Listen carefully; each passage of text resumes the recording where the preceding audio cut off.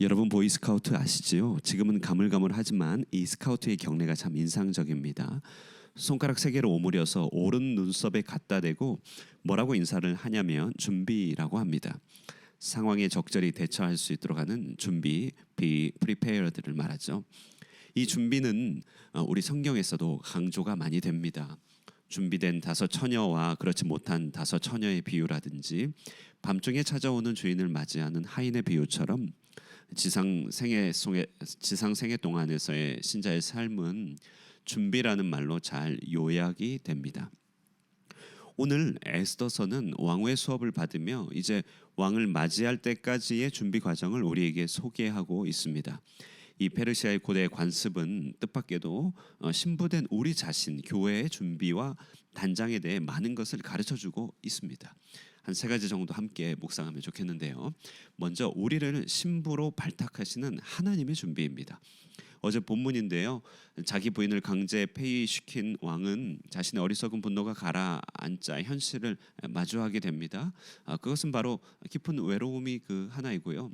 또 너무나 번거롭고 민심을 요동치게 할 수 있는 왕후 발탁의 일이 또 하나의 그것입니다. 그러나 왕의 주변의 사람들은 마치 입의 혀처럼 권력자의 비를 맞춰주죠. 이내 곧 전국 단위로 왕후 선발을 공고하고 본격적으로 일을 진행합니다. 그런데 세상 권력의 이 연약함과 어리석음을 통해서 아이러니하게도 시간 속에 깊이 묻혀 살던 한 여인이 무대 위로 올라오기 시작합니다. 바로 에스더입니다. 그녀는 모르드게라고 하는 중앙 관리의 조카인데요. 성경은 기스의 자녀 사울 집안의 사람이라고 말합니다. 여기서 잠깐 사울의 집안이 언급된 것은 하나님 앞에 몰락한 듯이 보이는 그들의 집안도 하나님이 어떻게 다시금 일으켜 세우는지 은혜를 보여주기 위한 것이죠. 어쨌든 에스더는 모르드게의 후견을 받아 성장했는데 이는 어려서부터 부모를 잃었기 때문입니다. 에스더는 전국 단위의 왕후 선발 과정에 밀려가듯 참여하게 됩니다. 그래서 전국 127도에서 온 수많은 후보자들 미묘한 경쟁과 상호 질투의 한가운데 서게 됩니다. 그녀에게는 부모를 잃은 것 외에 다른 한 가지 핸디캡이 더 있었는데 그것은 그녀가 포로 민족의 사람 곧 유대 출신 사람이었다는 것이죠. 삼촌 모르드게의 조언으로 그는 민족에 대해서는 함구하였는데 부모를 잃은 데다가 자기 민족을 제대로 언급도 하지 못하는 이중의 서름이 그녀의 몫이었던 것입니다. 자, 그러나 헤게라고 이 후보자들을 주관하는 왕궁의 내시의 눈에 선이 여김을 받습니다.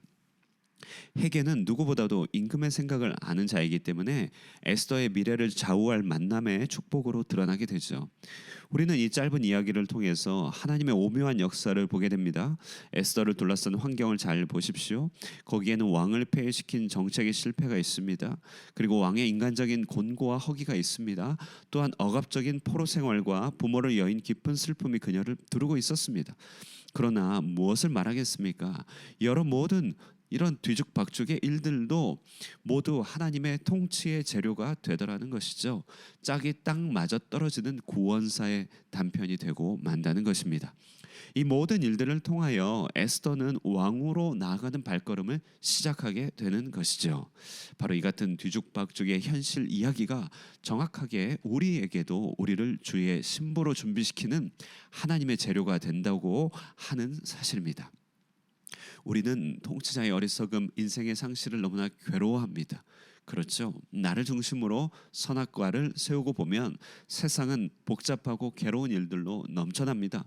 그러나 하나님을 중심에 놓고 이 모든 일을 보면 이 모든 일들은 구원사를 완성하시는 하나님의 이야기의 재료들이고 퍼즐 조각일 뿐이라는 것입니다.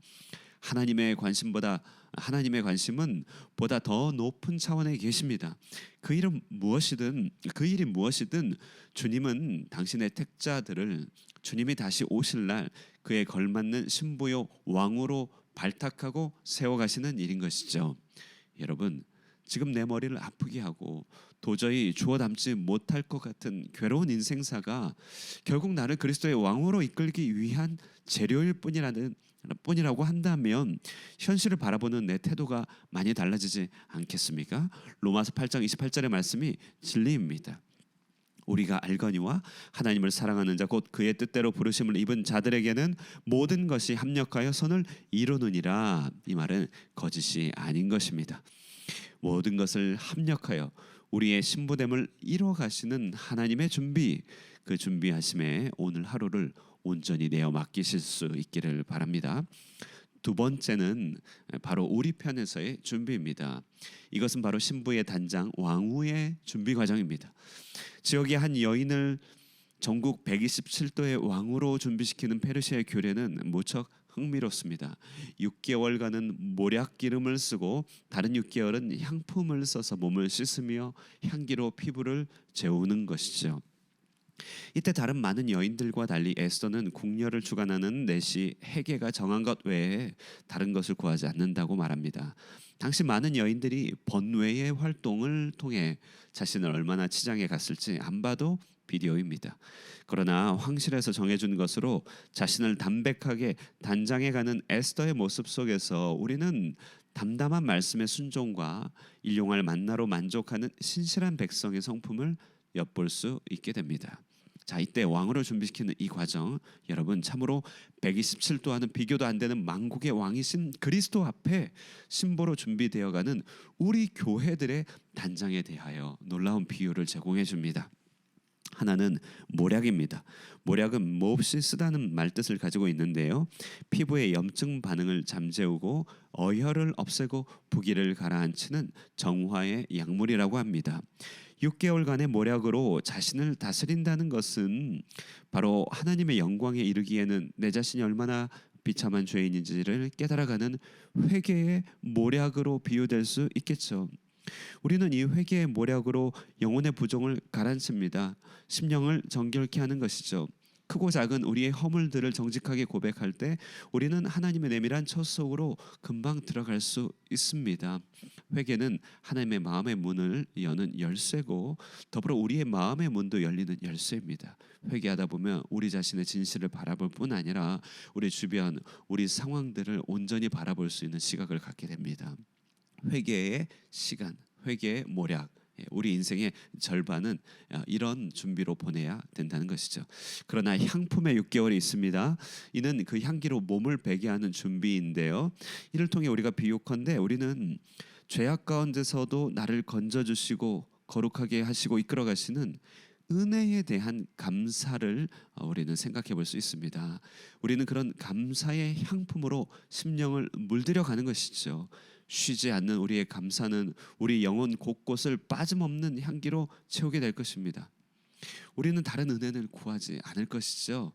우리 왕의 기뻐하는 바를 너무나 잘 아는 바로 교회를 주관하는 성령의 인도만을 따라 나아가는 그리스도의 정결한 신부가 되는 것, 이것이 바로 우리 편에서의 단장이며 준비입니다. 이렇게 회개의 몰약과 감사의 향품으로 우리의 심령을 준비하며 성령의 인도만을 따라 주님과 동행하게 되는 것, 이것이야말로 가장 향기로운 준비입니다. 그리스도의 왕후가 되어가는 영광스러운 과정입니다. 기도의 응답을 위하여 준비하는 우리의 심령의 과정인 것이죠. 주께서 우리의 기도를 연락하여 주시고 때를 따라 돕는 은혜로 채워주실 때 이 같은 단장은 온전한 하나님 앞에서의 모습으로 변화시켜가게 될 것입니다. 끝으로 부지불식간에 행하는 준비를 생각해 보겠습니다. 간단하게 보면 오늘 19절에서 23절은 영모 사건에 개입하여 중단시킨 모르드게의 일화가 등장하는 것이죠. 이 일은 굉장히 값진 일이지만 세간에 알려지지 않고 이내 묻혀버리게 됩니다.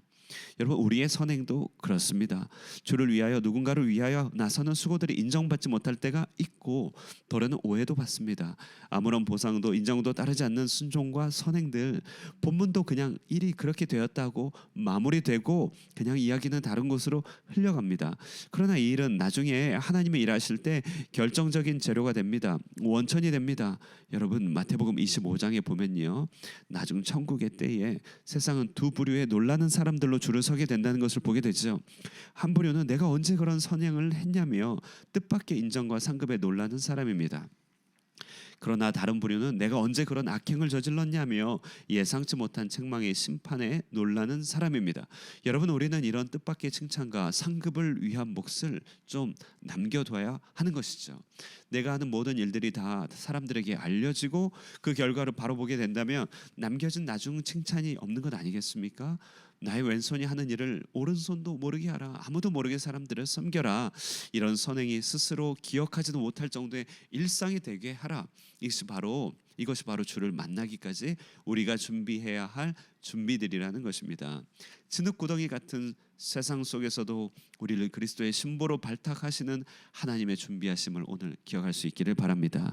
이 모든 과정을 회개의 모략과 감사의 향품으로 재워 우리의 영혼이 향기로 채워지도록 하십시다.